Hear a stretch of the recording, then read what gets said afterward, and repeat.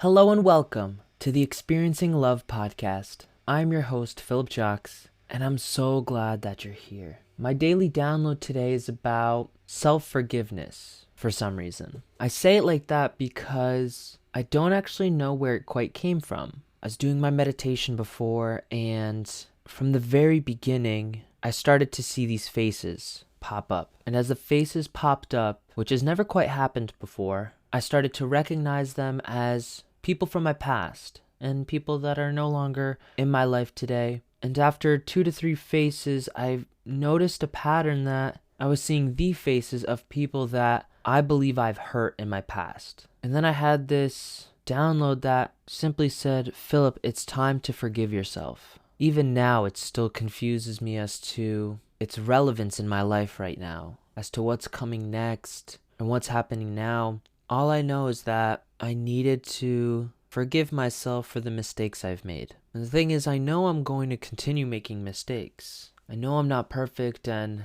as per usual, you only know you make a mistake after the fact. Or I guess you realize just how much of an impact your mistake makes after the fact. And I guess there's just areas of my life that I need to show myself some grace and some understanding and simply some forgiveness. As much as I enjoy feeling headstrong and pushing forward, being disciplined and persevering, providing for and protecting those that I love. But I also acknowledge that there's times when it's really important for me to dip into my emotions. I do so every day on this podcast. While I teach mindset and masculinity, this podcast is just how I tap into my emotional side. It's an important outlet for me because I now no longer have to what feels like burden other people with my emotional swings. Most of the people closest to me would say that's false, and they would say that I'm not a burden. But I'm guessing that if you're listening to this episode, you've experienced that feeling where everybody tells you one thing,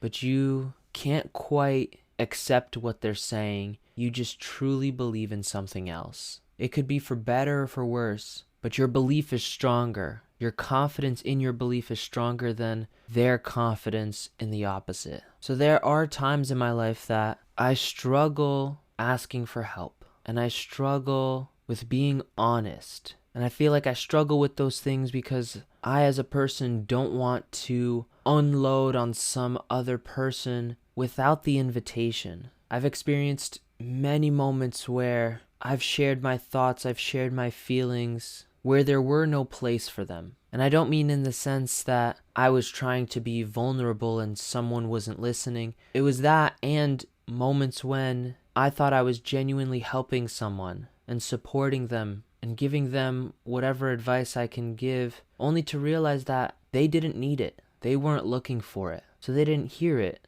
And they actually reacted in the opposite way that I expected them to. That's one thing I could show myself some forgiveness on. I could show myself some forgiveness that it's all right that those moments happened. It's all right that I feel this way. But most importantly, to forgive myself for not being honest. Even now, there's many people in my life that don't get my full honesty. In truth, I don't even think I get my full honesty. And that's a tough pill to swallow.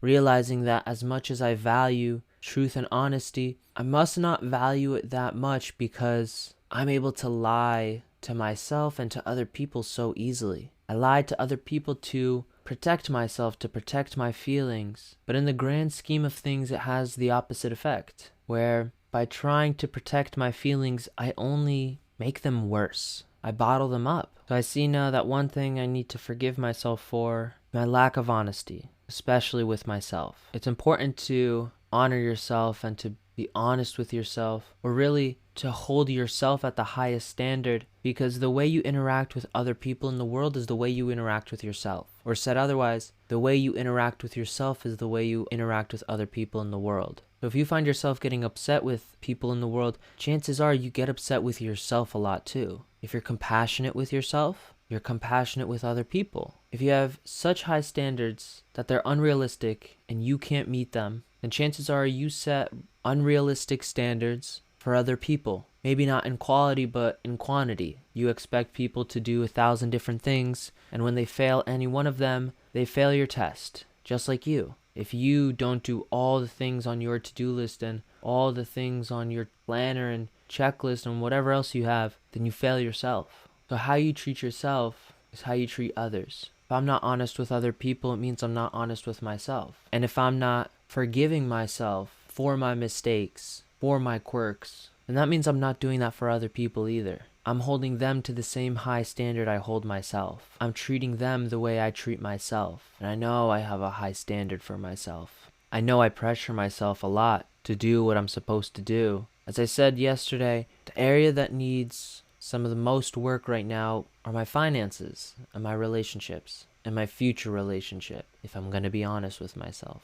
And in all other areas, I feel like I'm doing fantastic. It's funny how the one or two areas where I'm lacking dominate my mind so much that I can't see the abundance in my life. I can't see how much I have in my life more often. That I have family, I have friends, people who love me, people who support me. I have incredible health, I exercise, my mindset is solid. I spend my time how I want it to build up my health and energy, and I'm working towards my dreams and my goals at my pace. Yet because I don't have the income, because I don't have the milestone, I don't feel it. And maybe the truth is, this message is slightly relevant to me now, but is meant for me a year from now. I know I'll be listening to this, and so I'll say this. It's time for you to forgive yourself. You've let your pain and your problems hold you back for too long. There's more to life than just this, and it starts with telling yourself, I'm sorry and I forgive you. Show yourself some love. Give yourself all of the love. Thank you so much for being here today on this slightly lower note of an episode, but equally important. Remember to always fill up with the love, and I look forward to seeing you in the next one. I love you.